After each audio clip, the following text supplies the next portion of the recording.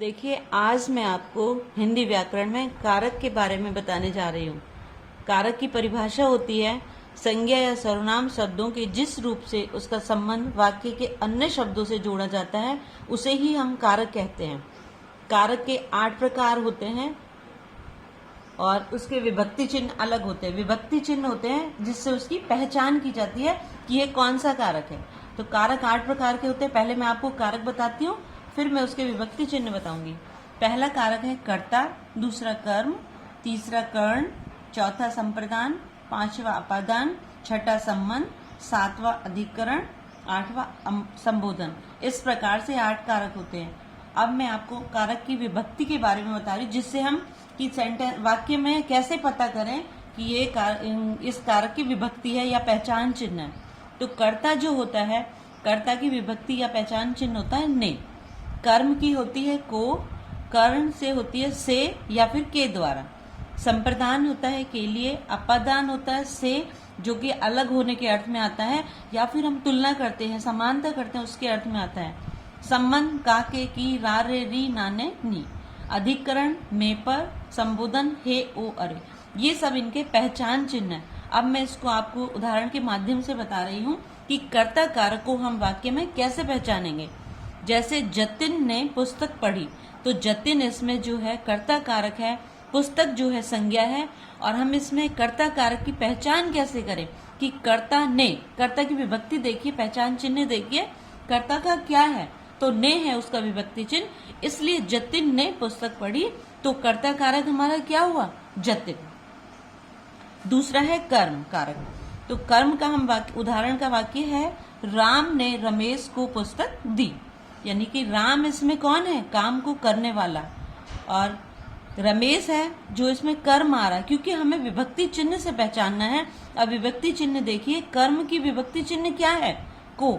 इसलिए पूरा वाक्य पढ़े कि राम ने रमेश को पुस्तक दी, इसलिए इसमें कर्ता राम है और कर्म जो है वो रमेश है, क्योंकि रमेश के आगे उसकी विभक्ति चिन्ह हमें दिखाई दे रहा था, हम उससे उसकी पहचान कर रहे हैं। इसी का कर्म कारक का दूसरा वाक्य है राम ने निर्धन को धन दिया। तो राम इसमें कर्ता है और निर्धन जो है कर्म है, क्योंकि हम इसकी विभक्ति चिन्ह से इसकी पहचान कर रहे हैं। तीसरा है कर्ण कारक। कर्ण कारक का वाक्य है राम ने कलम से पत्र लिखा। अब सबसे पहले तो हमें ये ध्यान होना चाहिए कि कर्ण कारक का विभक्ति चिन्ह क्या है, उसमें दे रखा है से या फिर के द्वारा।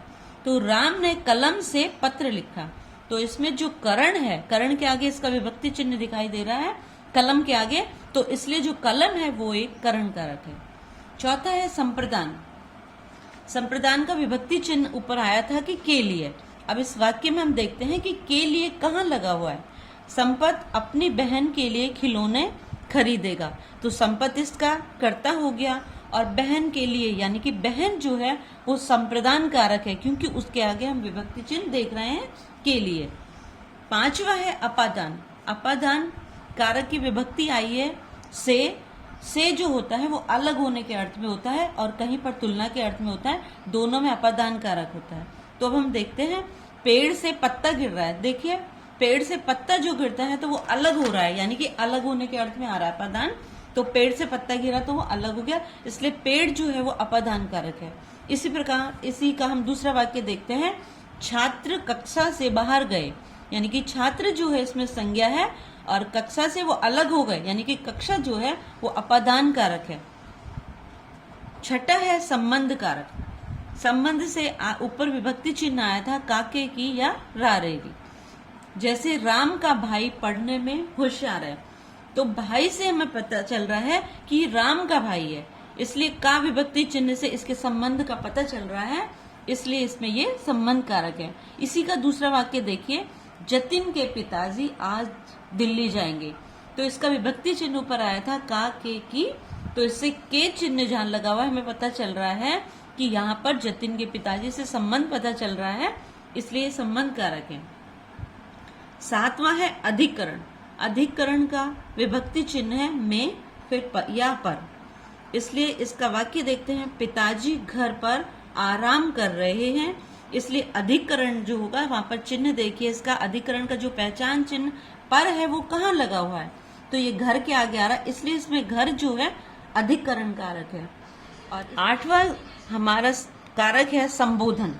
संबोधन होता है जैसे हम किसी को कुछ कहकर बुलाते हैं, ऊपर इसका चिन्ह आया था, पहचान चिन्ह होता है संबोधन का, हे ओ अरे। जैसे हम बोलते हैं हे भगवान, तो हे जो है वो संबोधन कारक का है। अब हमारा कारक यही समाप्त हुआ।